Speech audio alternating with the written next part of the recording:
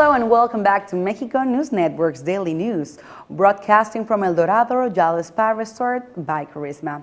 Remember to follow us on Facebook, Twitter, and Google Plus for more news. And log on to our website, www.mexiconewsnetwork.com. Let's continue with information. The Riviera Maya Film Festival started on April 23 and will end on April 29 in Playa del Carmen. The biggest film festival in the Riviera Maya this year will feature many renowned guests such as Joe Dante, director of the cult hit Gremlins, Martin Hernandez, Oscar nominee for Best Sound with Birdman, who also worked on Guillermo del Toro's Pan's Labyrinth. Italian director-actress Asia Argento will also be presenting her film Incompresa, which means misunderstood, and many others. The RMFF was born in 2012 with the purpose of bringing quality movies to the people of Quintana Roo and its visitors, while simultaneously strengthening the state as a platform for international film screening, stimulating the cultural and economic development of the region through cinema. Movies you should keep an eye out for at this year's edition are Incompresa or Misunderstood. Directed by Asia Argento, portrays the life of a 9-year-old girl in the 80s in Italy. Ariel lives her days between her love for a classmate, her need to grind, and the violent separation of her parents. She knows her parents don't love her as much as she would like, and she walks through the city with the hope of never losing her innocence. The Mexican film Elvira, Te daría mi vida pero la estoy usando, or Elvira, I would give you my life but I'm using it, directed by Manolo Caro, tells a story about Gustavo, Elvira's husband, who goes out to buy a pack of cigarettes on a night like any other, but never comes back. Elvira, a 40-year-old woman with 2 kids, begins a tireless search for the love of her life.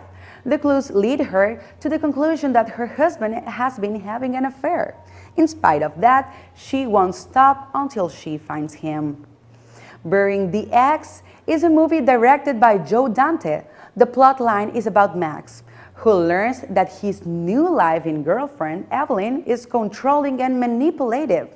He is afraid to end the relationship. However, fate steps in and Evelyn is killed in a freak accident. A couple months have passed and Max meets his dream girl, Olivia. The new romance gets tricky when Evelyn comes back from the grave and insists on continuing the relationship no matter what.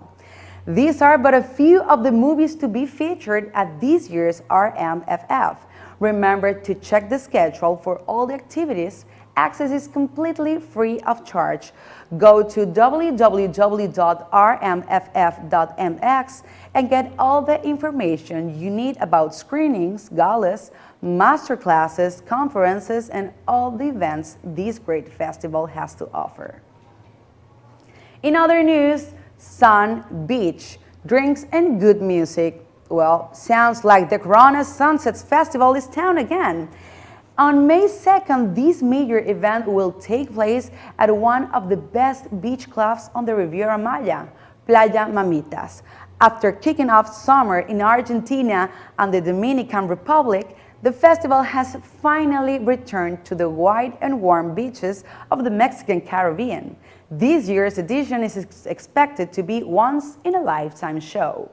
Notably, this year's edition has been planned and established by the creators of the festival, Tomorrowland. As such, the performance will be delivered on 2 major stages, designed to blow your mind away with a unique show of lights. But who's coming to this year's edition?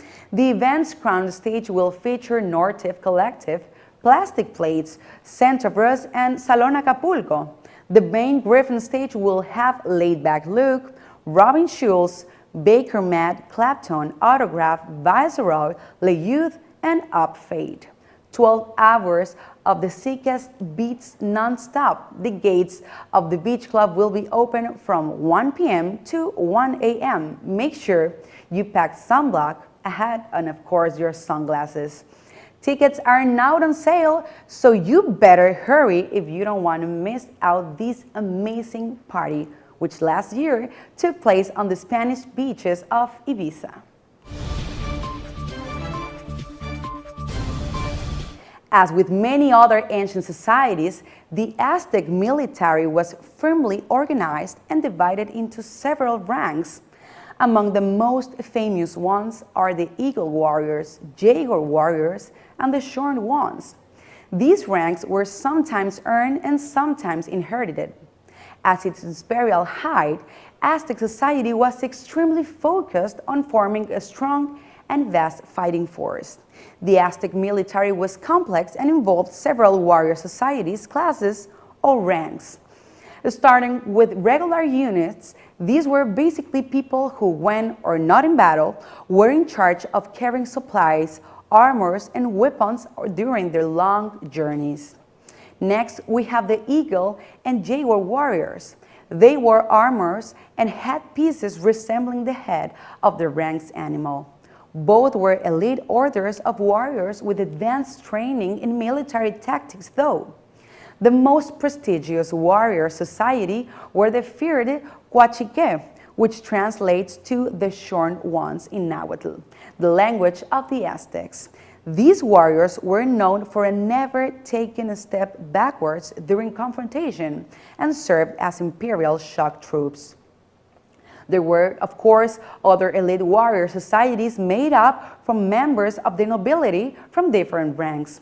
It was fundamentally a way of distinguishing themselves from commoners, given that nobles received more recognition in Aztec society. Being an Aztec warrior was a very, very important role in society, as they considered that before being a ruler in this world, you had to prove your value as a warrior in battle.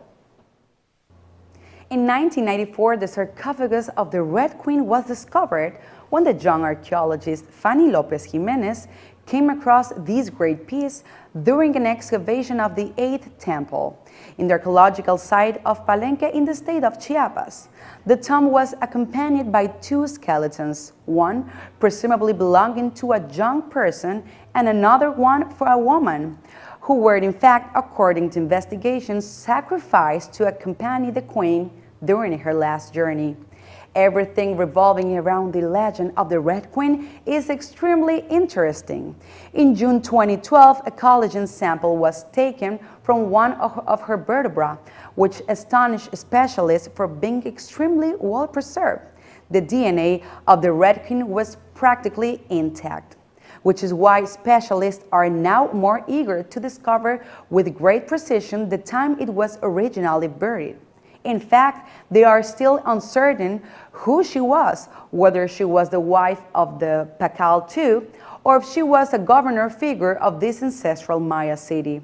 Record shows that she passed away over 1,300 years ago. What strikes us the most about the Red Queen is the great conservation of its biological material, as well as the redness featured all over its skeleton, which according to statement was the color produced after covering the bones with mercury sulfate, better known today as a cinnabar. This is why this discovery acquired such peculiar pseudonym, Red Queen. The tombs of the Red Queen and the Pacal II are the largest and best elaborated. The real identity behind the Red Queen is still a great mystery to researchers. But after 18 years of being subject to uninterrupted studies in Mexico City, on 2012 the bones of the Red Queen and her companions were transferred to a high-security warehouse in the archaeological site of Palenque. Well, this was all for today. Thanks for watching us broadcasting from El Dorado Royal Spa Resort by Charisma. I am your host, Sofia Rattinger, and do not forget to follow us on Facebook, Twitter, and Google+, and log on to our website, www.mexiconewsnetwork.com, for more relevant information about Mexico and the world. We'll see you the next time.